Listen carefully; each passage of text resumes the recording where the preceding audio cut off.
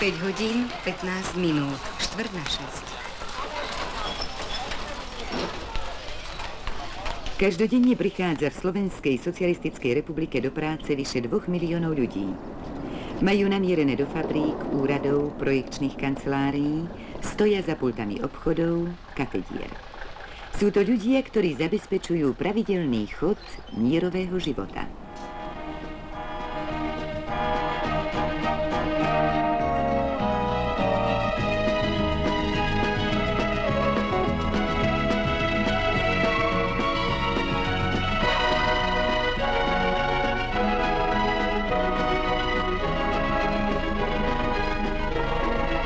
Zamestnanosť obyvateľstva u nás je jednou z najvyšších na svete. Využívame v podstate všetky voľné pracovné zdroje. Napriek tomu sa stretávame s názormi, že našej ekonomike chýba najmenej 300 000 pracovníkov. Existuje prebytok pracovných miest nad plánovaným počtom pracovníkov. Pracovné sily sa stali jedným z hlavných limitujúcich faktorov v národnom hospodárstve.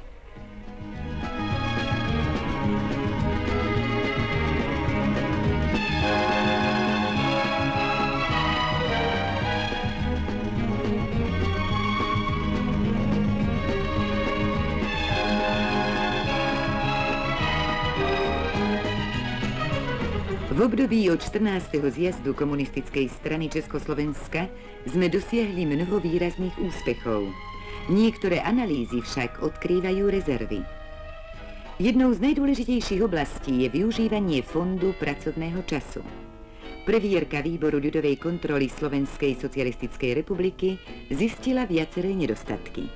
Oneskorenou dochádzkou začínajúc, cez predĺžovanie povolených prestávok, benevolentné povoľovanie odchodu z pracoviska na nákupy, vybavovanie iných súkromných záležitostí a tak by sme mohli ešte pokračovať ďalej.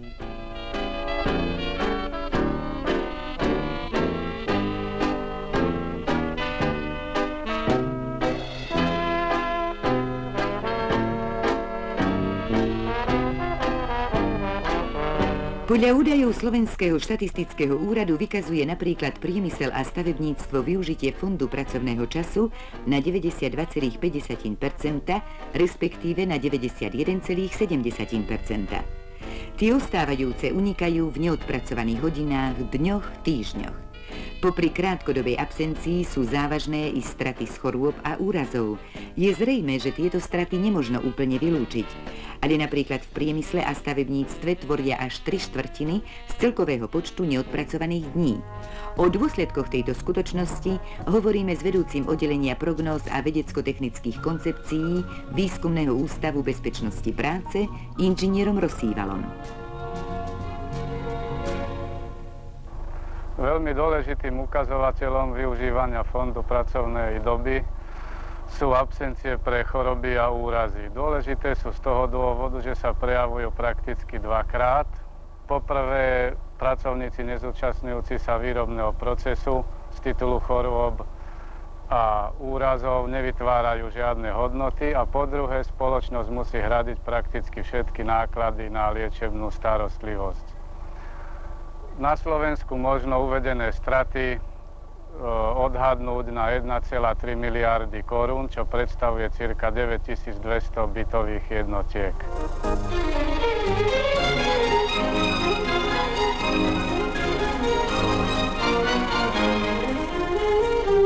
Optimálne využitie pracovného času možno dosiahnuť len v podmienkach dôsledného rozboru a poznania negatívnych javov.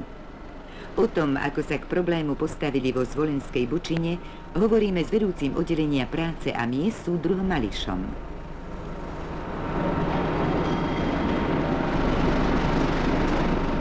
Podrobné a pravidelné sledovanie a analýza vývoja stratových časov v našom podniku nás upozorňujú, že je treba sústrediť pozornosť hlavne na opozdené príchody do zamestnania, opúštanie pracoviska počas pracovnej zmeny, skoré odchody, ako i nákupy bufetok.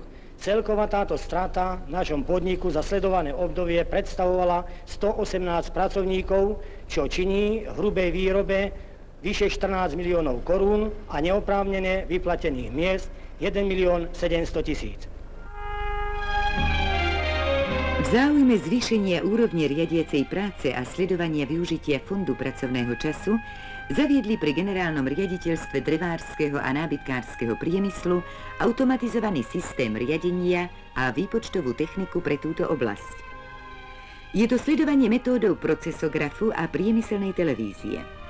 Tento systém poskytuje dokonalú operatívno-technickú evidenciu, umožňuje denné vyhodnocovanie plánu, výkonových noriem i účelného využitia pracovného času.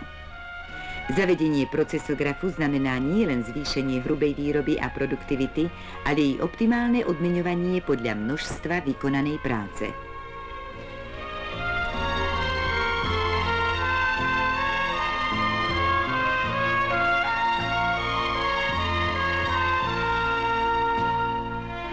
Nie jeden úspech dosiahli v podnikoch, kde cieľavedome využívajú možnosti socialistickej súťaže a racionalizačných opatrení. Tak je tomu v Slovakotexe, kde jej vedenie hľadá všetky spôsoby čo možno najplnšieho a nerušeného využívania pracovného času.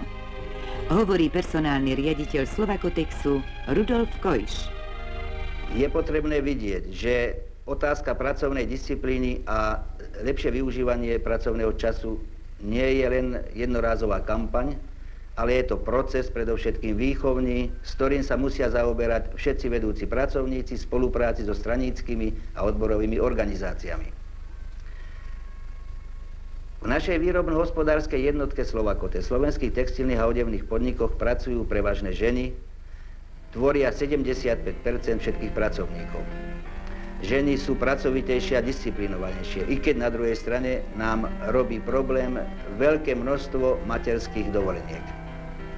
V súčasnom období boli vo všetkých našich podnikoch spracované programy starostlivosti o pracovníkov na 6. päťročnicu.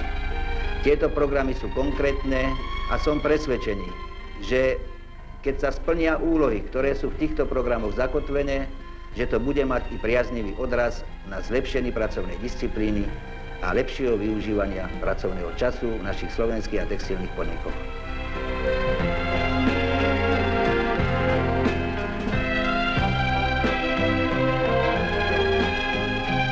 Aké možnosti sa teda črtajú v rokoch nastávajúcej 6. päťročnice? S touto otázkou sme zašli za námestníkom ministra práce a sociálnych vecí Slovenskej socialistickej republiky, inžinierom Augustínom Kozárom.